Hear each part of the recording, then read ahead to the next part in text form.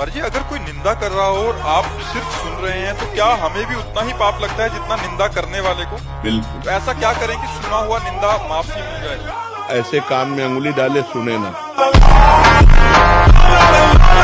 जब निंदा हो रही हो, राधा राधा राधा राधा राधा राधा राधा उठ के चल दे वहां पे। थोड़ा सा मांस खा लो तो तुम्हारे पर रोगों से लड़ने के परमाणु रहेंगे।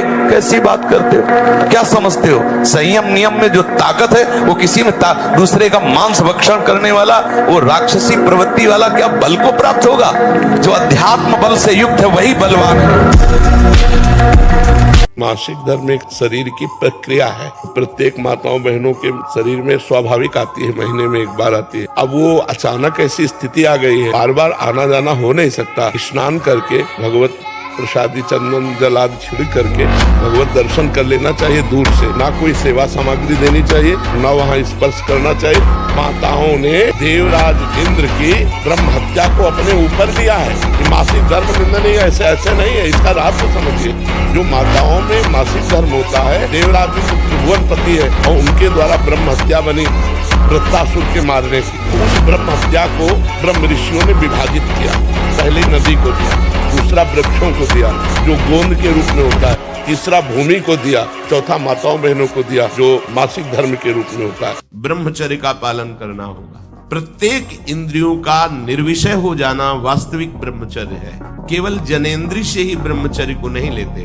हमारी प्रत्येक इंद्रिय भोगों से रहित होकर भगवत अनुराग, एक एक इंद्रिय अपने प्रभु में लग गई, अंतर्मुख हो गई, बाहर विषयों का त्याग हो गया। इसे ब्रह्मचर्य। पर प्रारंभिक ब्रह्मचर्य में जनेंद्रिय का ब्रह्मचर्य अत्यंत आवश्यक है। यदि जनेंद्रिय जन्य व्यभिचार दोष से युक्त है तो कदापि भगवत प्राप्ति नहीं।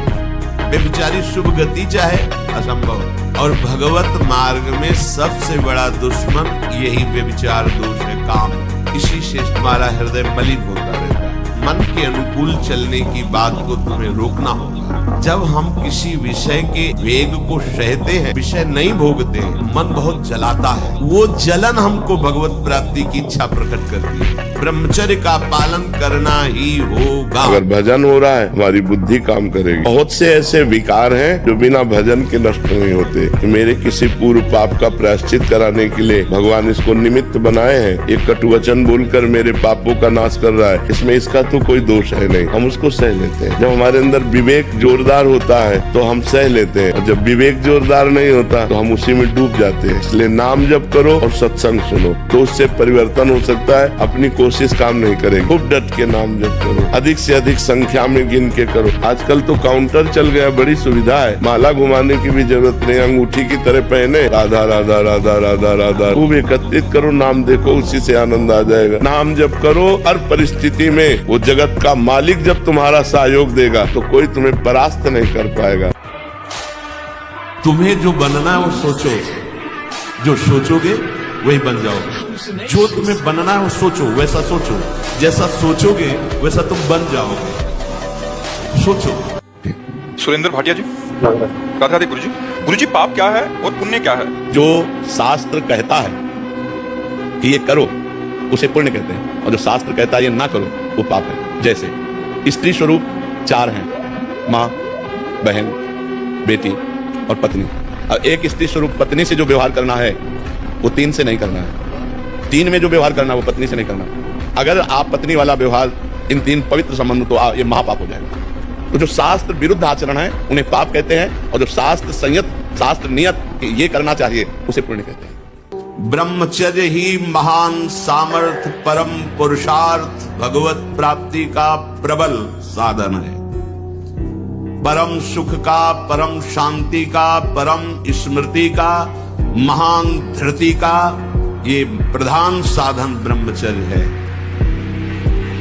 जो इस साधन से हीन है वो मृत हैं, खुद देख ले। स्मृति काम नहीं, शरीर में विशेष रजोगुण का प्रभाव, भोग वासना से जलता हुआ हृदय, छल कपट, आगे चलकर शरीर पीड़ा से युक्त हो जाना, बुझा बुझा स्वभाव रहना, हृदय में एक विशेष चिंता, कल्पनात्मक भय, विषाद और पशुवत आचरण, ब्रह्मचर्यहीन जीवन।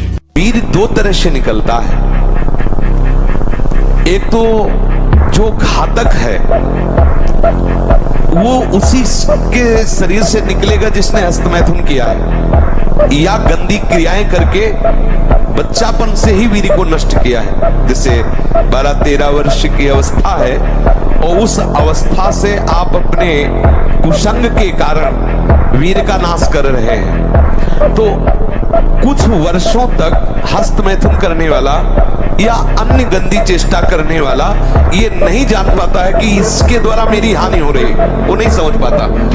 ब्रह्मचर्य ही महान सामर्थ, परम पुरुषार्थ, भगवत प्राप्ति का प्रबल साधन है। परम सुख का, परम शांति का, परम स्मृति का, महान धृति का ये प्रधान साधन ब्रह्मचर्य है। जो इस साधन से हीन है वो मृत है। वैरागी के लिए नैष्ठिक ब्रह्मचर्य, आजीवन ब्रह्मचर्य। पर जो भी परम सुख, परम आनंद और लोक में उन्नति, परलोक में परम पद, उसे ब्रह्मचर्य अवश्य धारण करना चाहिए।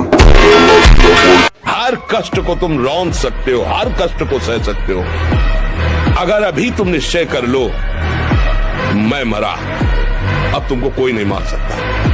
सब भयभीत हो जाएंगे तुमसे। केवल एक निश्चय कर लो, आप हमारी जिंदगी की कोई परवाह नहीं। अभी अभी तुम्हारा वो भयंकर रूप आ जाएगा कि जिस गली से निकलोगे लोग अंदर घुस जाएंगे। क्यों? आपने निर्भयता स्वीकार कर ली। ये जो लोग सुबह 8 बजे तक 9 बजे तक सोते रहते हैं और सोचते रहते हैं कि हम ब्रह्मचर्य रह पाएंगे या स्वप्न दोष से निकल पाए, कभी नहीं हो सकता। भगवान सूर्य जब उदय होते हैं तो आपकी आत्मशक्ति नष्ट होने लगती है। यदि आप उठ करके उनका स्वागत न करें, अर्घ्य न दें, प्रणाम न करें, जग कर भगवान नाम जप न करें, 4 बजे से 6 बजे तक का समय पूरे 24 घंटे के लिए पावर वाला समय है। यदि उस समय आप सो रहे हैं तो हमारी बात भी न सुने, वो इस काबिल नहीं कि इसको धारण कर सके। जो सुबह 4 बजे से 6 बजे तक सोएगा वो ब्रह्मचारी रह ही नहीं सकता, पक्का। हम जहां जहां आसक्त हो रहे हैं उसमें हमारे मन का केवल भ्रम है। शरीर के द्वारों में कहीं सुख है, घृणित द्वारों में कहीं सुख है। अगर सुख होता कि इनके भोगने के बाद हृदय कह देता कि अब गतनाथ हो जाए, शांत हो जाता। फिर ऐसा क्यों होता है कि उसको एक जगह तृप्ति नहीं होती? क्योंकि वहां सुख है नहीं। फिर सोचता है शायद उसमें हो।